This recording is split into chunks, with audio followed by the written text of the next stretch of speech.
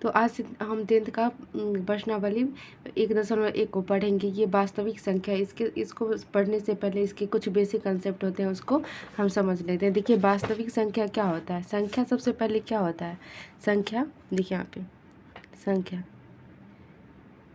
संख्या को इंग्लिश में क्या कहते हैं। नंबर। देखिए संख्या किस चीज़ से मिलकर बना होता है। संख्या दो चीज़ों से मिलकर बना होता है। वास्तविक संख्या और काल्पनिक संख्या से मिलकर संख्या का निर्माण होता है। वास्तविक संख्या और काल्पनिक संख्या से मिलकर किसका निर्माण होता है। संख्या का निर्माण होता है। यहाँ पे हम लिखेंगे वास्तविक संख्या और काल्पनिक संख्या से मिलकर संख्या का निर्माण होता है। संख्या से मिलकर किसका निर्माण होता है। संख्या का। देखिए वास्तविक संख्या को हम इंग्लिश में कहते हैं रियल नंबर। वास्तविक संख्या को इंग्लिश में क्या कहते हैं। Real number. और काल्पनिक संख्या को इंग्लिश में क्या कहते हैं। Imaginary number.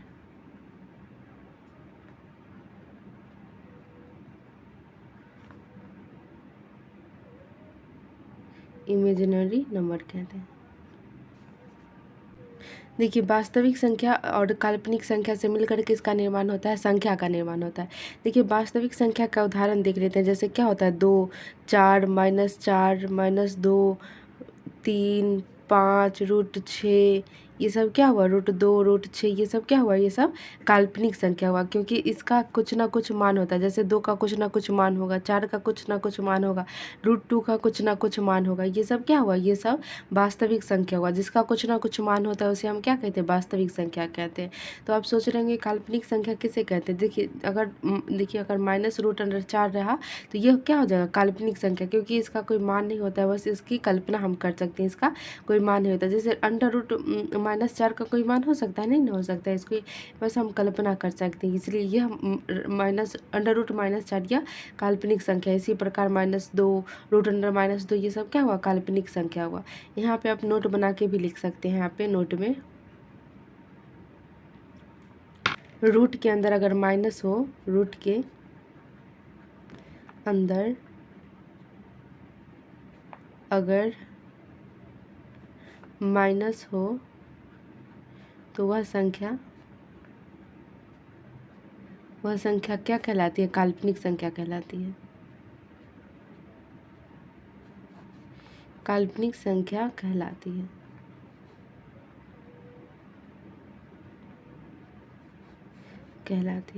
देखिए आप एक नोट बना के लिख सकते हैं। काल्पनिक संख्या में रूट के अंदर अगर माइनस हो तो वह संख्या क्या कहलाती है। काल्पनिक संख्या कहलाती है। और वास्तविक संख्या क्या होती है। जैसे देखिए 2, 4, -4, -2, 3, 5, √2, √6, ये सब क्या हुआ। काल्पनिक संख्या। क्यों देखिए 2, 4, -4, -2, 3, 5, √2, √6, ये सब क्या हुआ। वास्तविक संख्या हुआ, क्योंकि इसका कोई ना कोई मान रहता है, इसलिए हम क्या कहते हैं। इसे वास्तविक संख्या कहते हैं। देखिए वास्तविक संख्या 2 प्रकार की संख्याओं से मिलकर बनी होती है। वास्तविक संख्या कितने संख्याओं से मिलकर बनी होती है। 2 प्रकार की। एक होता है परिमेय संख्या, और अपरिमेय संख्याओं से मिलकर किसका निर्माण होता है। वास्तविक संख्या का निर्माण होता है। तो यहाँ पे लिखेंगे परिमेय संख्या और परिमेय संख्या और अपरिमेय संख्या से मिलकर वास्तविक संख्या का निर्माण होता है। तो यहाँ पे हम लिखेंगे परिमेय संख्या। परिमेय संख्या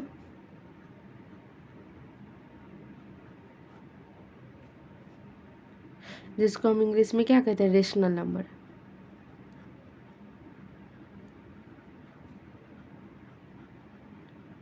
रेशनल नंबर। और दूसरा क्या होता है। अपरिमेय संख्या। यहाँ पे लिख लेते हैं अपरिमेय संख्या। अपरिमेय संख्या, इसको इंग्लिश में क्या कहते हैं। Irrational number.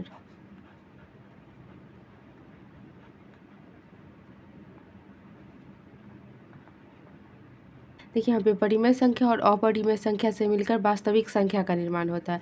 और वास्तविक संख्या और काल्पनिक संख्या से मिलकर किसका निर्माण होता है। संख्या का निर्माण होता है। देखिए परिमेय संख्या के कुछ उदाहरण होते हैं। जैसे देखिए यहाँ पे परिमेय संख्या के कुछ उदाहरण होते हैं। जैसे क्या होता है। प्राकृतिक संख्या, प्राकृतिक संख्या, पूर्ण संख्या, पूर्ण संख्या, उसके बाद क्या होता है। पूर्णांक, पूर्णांक, उसके बाद क्या होता है भिन्न। देखिए प्राकृतिक संख्या को इंग्लिश में हम क्या कहते हैं, नेचुरल नंबर।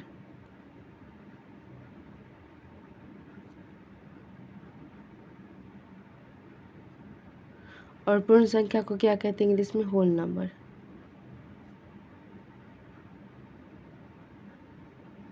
और पूर्णांक को क्या कहते हैं, इंटीजर। और भिन्न को क्या कहते हैं इंग्लिश में, फ्रैक्शन। देखिए प्राकृतिक संख्या क्या होती है, प्राकृतिक संख्या का परिभाषा क्या होता है, गिनती की संख्या को हम प्राकृतिक संख्या कहते हैं। जैसे गिनती की संख्या कौन कौन सा हुआ, एक, देखिए यहाँ पे कौन कौन सा हुआ, 1 2 3 4 5, ये सब क्या हुआ, ये सब प्राकृतिक संख्या हो, क्योंकि गिनती की संख्या को हम क्या कहते हैं, प्राकृतिक संख्या। 1 2 3 4 5 ये सब क्या इन्फिनिटिव तक जाएगा, अनंत तक जाएगा। जैसे मान लीजिए कि आपके सामने कोई 5 व्यक्ति बैठा हुआ है, तो आप उसको 1 2 3 करके गिनिएगा ना कि 0 करके, तो ये क्या हुआ, 1 2 3 4, ये सब क्या हुआ, प्राकृतिक संख्या होता है। और पूर्ण संख्या क्या होता है, देखिए पूर्ण संख्या का परिभाषा क्या होता है, प्राकृतिक संख्या के परिवार में 0 को शामिल कर दिया जाए तो वह पूर्ण संख्या कहलाता है। तो अगर यहाँ पे हम 0 को शामिल कर देंगे तो ये क्या कहलाएगा, ये कहला जाएगा पूर्ण संख्या कहला जाएगा। देखिए 1 2 3 4 5 ये सब क्या हुआ, प्राकृतिक संख्या हुआ। पूर्ण संख्या क्या हो जाएगा, प्राकृतिक संख्या के परिवार में अगर हम 0 को शामिल कर देंगे तो वह पूर्ण संख्या कहलाएगा। वह क्या कहलाएगा, पूर्ण संख्या कहलाएगा। आई होप कि आप लोग इतना तक अंडरस्टैंड कर गए होंगे। देखिए पूर्णांक क्या होता है, पूर्ण संख्या में अगर हम ऋणात्मक संख्याओं को जोड़ देते हैं तो वो क्या कहलाता है, पूर्णांक। जैसे यहाँ पे क्या हो जाएगा, -1 -2 -3, ये इन्फिनिटिव तक चला जाएगा माइनस में, तो ये क्या कहलाएगा, पूर्णांक कहलाएगा। जैसे यहाँ पे क्या हो जाएगा, इधर मतलब ये 0 हो जाएगा और इधर एक साइड क्या हो जाएगा, पॉजिटिव में हो जाएगा और एक साइड निगेटिव में, तो ये क्या कहलाएगा, पूर्णांक कहलाएगा। देखिए 1 2 3 ये सब क्या है, ये सब धनात्मक संख्या, ये धनात्मक संख्या है, धनात्मक संख्या है। और ये -1 -2 -3 ये सब क्या है, ऋणात्मक संख्या है, तो हम यहाँ पे लिखेंगे ऋणात्मक संख्या। देखिए 0 क्या है, 0 एक उदासीन संख्या, क्योंकि ये ना तो धनात्मक है और ना ही ऋणात्मक है, तो हम 0 को क्या कहेंगे, उदासीन संख्या है, ये उदासीन संख्या।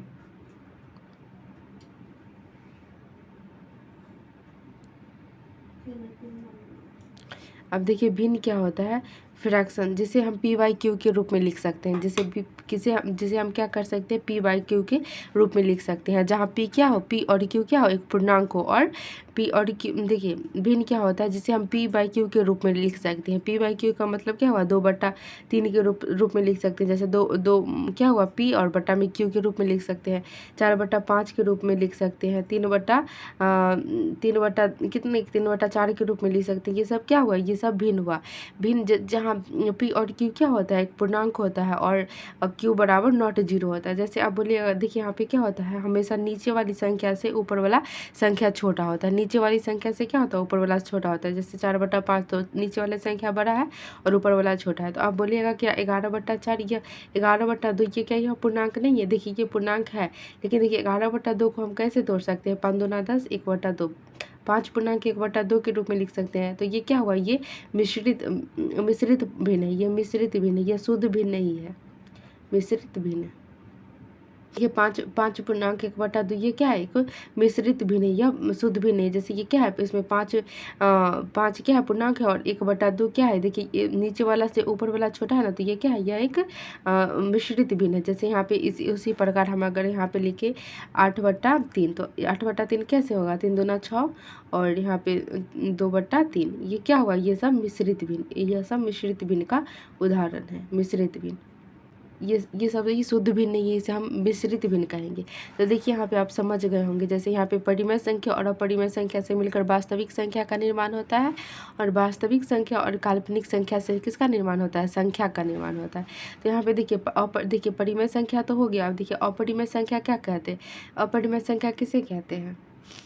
इतना तक आप लोग समझ गए होंगे। जैसे क्या होता है, परिमेय संख्या और अपरिमेय संख्या, और अपरिमेय संख्या से किसका निर्माण होता है, वास्तविक संख्या का निर्माण होता है। वास्तविक संख्या और काल्पनिक संख्या से मिलकर किसका निर्माण होता है, संख्या का निर्माण होता है। देखिए आप लोग इतना तक समझ गए होंगे और अपने अपने कॉपी में नोट भी कर रहे होंगे। तो देखिए इतना तक समझ गए होंगे। तो देखिए आप परिमेय संख्या और अपरिमेय संख्या का परिभाषा भी लिख सकते हैं। देखिए क्या होता है परिमेय संख्या और अपरिमेय संख्या का परिभाषा।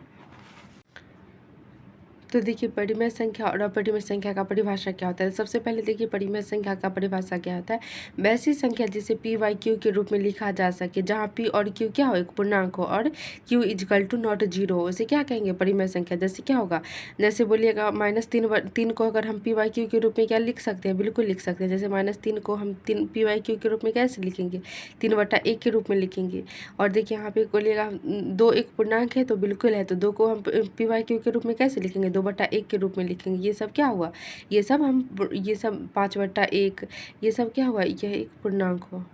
ये सब क्या हुआ, यह एक परिमेय संख्या हुआ। उसी प्रकार देखिए अपरिमेय संख्या क्या होता है। वैसी संख्या जिसे हम पी वाई क्यू के रूप में नहीं लिखा जा सके, जहाँ पी और क्यू क्या हो, एक पूर्णांक हो, और Q is equal to not zero हो, जैसे इसे हम क्या कहेंगे, अपरिमेय संख्या कहेंगे। जैसे क्या हो जाएगा, √5, √2, √3, ये सब क्या हुआ, अपरिमेय संख्या होता है। देखिए और परिमेय संख्या का कुछ और क्या उदाहरण एग्जाम्पल हो, देखिए परिमेय संख्या का और क्या परिभाषा हो सकता है।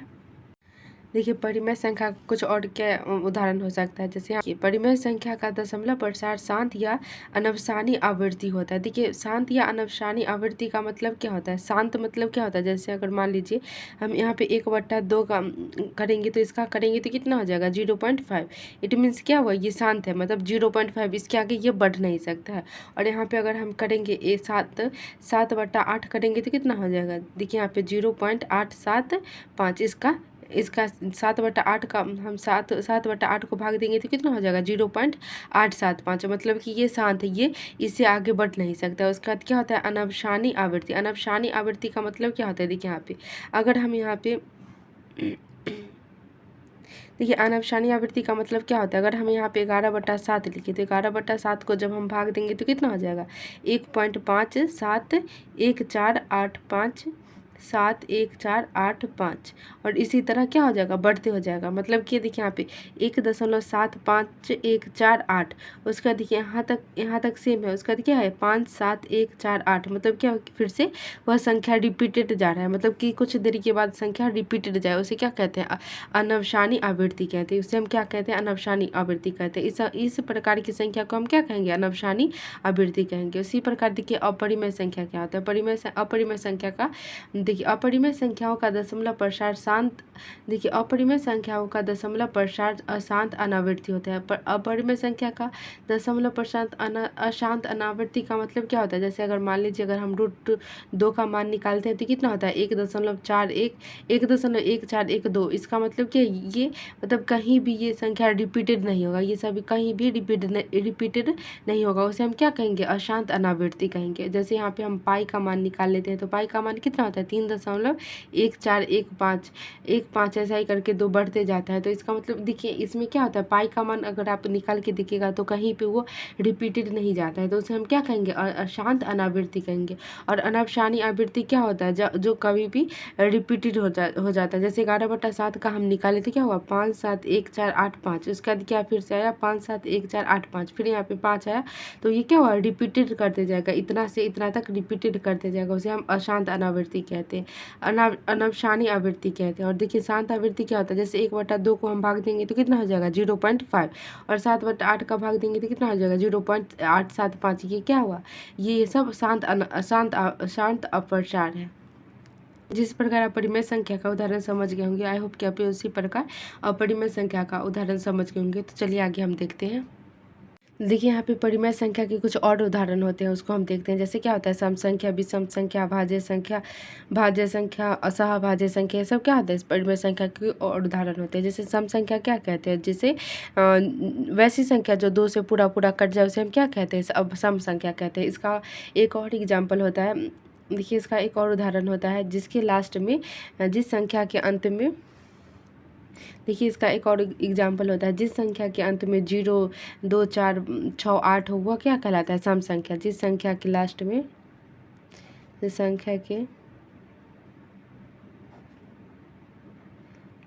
में क्या हो, 0 हो, 2 हो, 4, 6, 8, ये सब क्या कहलाता है, ये सभी संख्या क्या कहलाती है, सम संख्या कहलाती है। और विषम संख्या कहलाती है वैसी संख्या जो 2 से पूरा ना कटे, उसे हम क्या कहते हैं, विषम संख्या।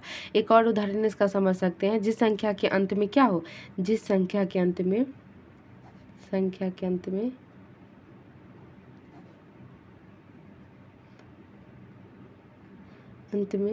3 हो, 5 हो और 7 हो, 7 हो, उसके बाद क्या होगा 11 हो, ये सब क्या कहलाते हैं? ये सब विषम संख्या कहलाती है। जो 2 से पूरा ना कटे उसे हम क्या कहते हैं?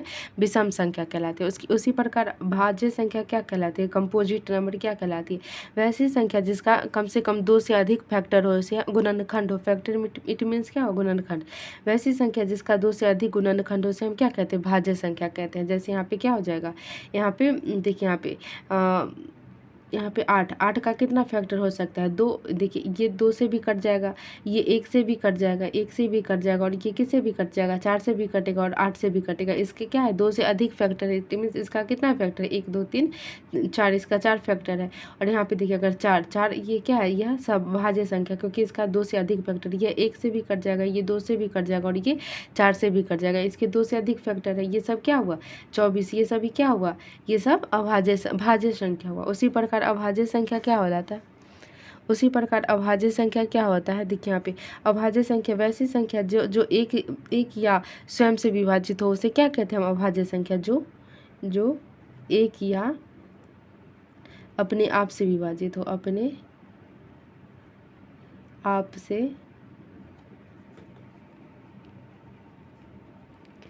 विभाजित हो, उसे हम अभाज्य संख्या कहते हैं। अभाज्य संख्या कहते हैं। जैसे में इसका एग्जाम्पल क्या हो जाएगा? जैसे में देखिए यहाँ पे जैसे में क्या हो जाएगा, जैसे में क्या हुआ? 3 हुआ, 7 हुआ, 5 हुआ और कितना हो जाएगा? 11 हुआ, 13 हुआ, 19 हुआ, ये सब क्या हुआ? 17 हुआ। ये सब क्या है? यह सब अभाज्य संख्या है। ये सब जो एक और स्वयं से ही विभाजित हो, मतलब कि खुद से विभाजित हो। जैसे 3 को हम किससे विभाजित कर सकते हैं? भाग कर सकते हैं। 1 से और 3 से खुद से भाग लगेगा। ये सभी क्या हुआ? ये सभी अभाज्य संख्या हुआ। उसी प्रकार देखिए अभाज्य संख्या क्या कहलाती है? अभाज्य संख्या वैसी संख्या होती है, ऐसी दो संख्याओं का जोड़ा होता है जिसका HCF 1 हो, उसे हम क्या कहते हैं? सहअभाज्य संख्या। वैसी संख्या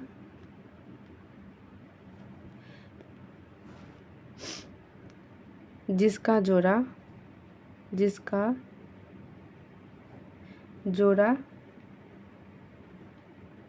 का महत्तम HCF कितना हो? 1 हो।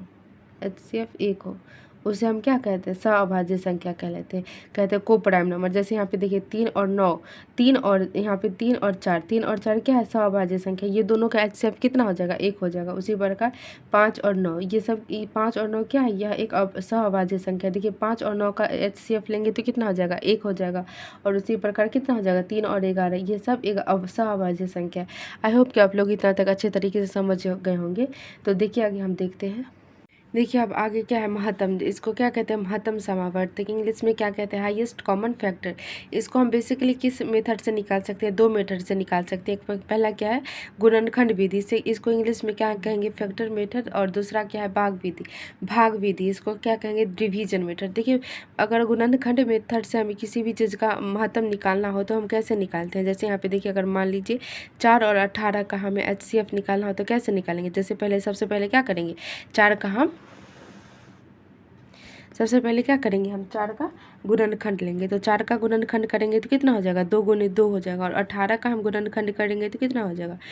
2 नाम 18, तो 2 गुने 3 गुने 3, ऐसे हो सकता है ना। तो देखिए इसमें सबसे अधिक कॉमन कितना है? सबसे अधिक 2 ही। देखिए 2 इसमें भी है और इसमें भी है। इसमें देखिए यहाँ पे 2 3 है, लेकिन इसमें 3 नहीं ना है। तो देखिए इसमें एक एक्स्ट्रा 2 है, तो इसमें 2 नहीं है। तो इसमें अधिकतम कॉमन फैक्टर कितना है? 2 है। तो यहाँ पे इसका HCF कितना हो जाएगा? HCF 2 हो जाएगा। इसका HCF 2 हो जाएगा। तो देखिए गुणनखंड मेथड से इस प्रकार निकालते हैं। तो भाग मेथड से किस प्रकार निकालते हैं? देखिए जैसे यहाँ पे 4 और 18 का, इसमें भी भाग मेथड से निकालना हो तो कैसे निकालेंगे? 4 को 18 से डिवाइड करेंगे तो कितना हो जाएगा? 4 चौका 16, 2 मरतबे लगा के यहाँ, तो यहाँ पे कितना हो जाएगा? यहाँ पे 2 हो जाएगा। तो ये यहाँ पे क्या हो जाएगा? 4 उतर जाएगा। तो यहाँ पे 2 दूना 4। तो देखिए यहाँ पे कट जाएगा। तो ये क्या हुआ? इसका HCF हुआ। इसको भाग मेथड से इसी प्रकार हम लोग निकालते हैं। तो इसका HCF कितना हो जाएगा? 2 हो जाएगा। HCF 2 हो जाएगा। देखिए HCF 2 हो जाएगा। तो देखिए अगर आप देखिए यहाँ पे देखिए इसका HCF कितना हो जाएगा, 2 हो जाएगा।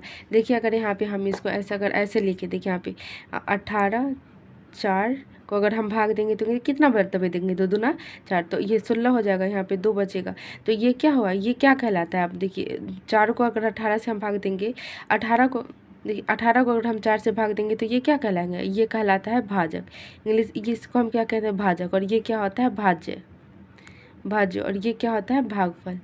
ये क्या कहलाता है, भागफल। भागफल। और ये क्या कहलाता है, शेषफल। तो यहाँ पे देखिए हम भाजक को इंग्लिश में क्या कहते हैं, डिवाइजर कहते हैं। और भाज्य को क्या कहते हैं, डिवाइडेंट। और भागफल को क्या कहते हैं, क्वाड्रेंट। और शेषफल को क्या कहते हैं, रिमाइंडर। तो यहाँ पे देखिए उसी प्रकार देखिए यहाँ पे ये क्या हुआ, भाजक हुआ। और ये क्या हुआ, डिवाइजर हुआ। और ये डिवाइडेंट हुआ। और ये क्या हुआ, क्वाड्रेंट हुआ। और ये रिमाइंडर हुआ। तो देखिए यहाँ पे भाजक बराबर फार्मूला आपने लोगों ने पढ़ा होगा। जैसे यहाँ पे क्या होता है, भाजक बराबर भाज्य बराबर क्या होता है फार्मूला, भाज्य बराबर देखिए भाजक गुने शेषफल। भाजक गुने भागफल। भाजक गुने भागफल प्लस शेषफल। देखिए आप लोगों ने पढ़ा होगा भाज्य बराबर क्या होता है, भाजक गुने भागफल प्लस शेषफल। भाजक बराबर क्या होता है, देखिए यहाँ पे भाज्य बराबर क्या होता है, भाजक गुने भागफल प्लस शेषफल होता है। देखिए अगर हम भाजक को अगर हम देखिए भाज्य को इंग्लिश में क्या कहते हैं, डिवाइजर। और भाज्य को क्या कहते हैं, डिवाइडेंट। और भागफल को क्या कहते हैं, क्वाड्रेंट। और शेषफल को क्या कहते हैं, रिमाइंडर। अगर देखिए अगर हम भाज्य को ए मान ले और भाजक को अगर हम बी मान ले, अगर भाज्य को हम क्या माने हैं, ए, और भाजक को बी माने हैं, तो भागफल कितना भागफल को अगर हम क्यू मानेंगे और शेषफल को कितना मानेंगे, शेषफल को आर मानेंगे, तो फार्मूला क्या हो जाएगा, देखिए यहाँ पे ए बराबर क्या हो जाएगा, बी क्यू प्लस आर। देखिए बी क्यू प्लस आर। देखिए ए बराबर क्या हो जाएगा, ए बराबर क्या हो जाएगा, बी क्यू प्लस आर। तो यही क्या हुआ, देखिए यही क्या है, यूक्लिड के विभाजिका का नियम। यही क्या है, यूक्लिड के आता है यूक्लिड विभाजक परिमिका। ये क्या कहलाता है, यूक्लिड विभाजक परिमिका। यूक्लिड विभाजक प्रेमिका। देखिए तो आपसे अगर कोई आगे पूछे कि यूक्लिड विभाजक प्रेमिका का फॉर्मूला क्या होता है, तो क्या बोलिएगा, ए बराबर क्या होता है, बी क्यू प्लस आर। ए बराबर क्या होता है, देखिए यहाँ पे ए बराबर क्या होता है, बी क्यू प्लस आर। ए बराबर बी क्यू प्लस आर। तो आई होप कि आप लोगों ने इतना तक अच्छे तरीके से समझ लिया होगा। तो अगले चैप्टर में हम प्रश्नावली 1.1 को देखेंगे। तो तब तक के लिए धन्यवाद। आप लोग ज़रूर मेहनत कीजिएगा इतना पर। तब तक के लिए धन्यवाद। अगले वीडियो में ज़रूर देखिएगा, हम बनाएंगे प्रश्नावली 1.1 को। धन्यवाद।